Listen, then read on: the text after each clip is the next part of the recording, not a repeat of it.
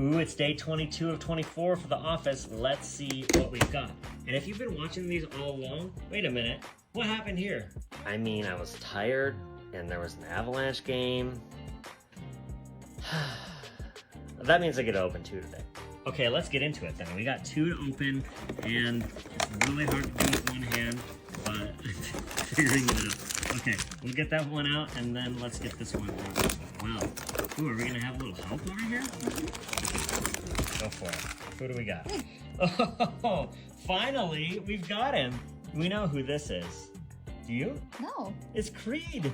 Oh. That's why he looks so jacked up. What the hell? He's like, hey, everybody. Here he is. And for the 22nd, who is this? Oh, God. I don't like her. Who's this? That's Jan. Is You it? can tell by the wine. Huh. Yeah. Whoa. And that is the correct treatment of her. Yeah, okay. Oh, no. All right, we're gonna put Jan right under Bad Boy Michael here. What is it? Was it Jail Michael? I can't remember what it was called. Oh my God, it's so hard. There we go. Nope.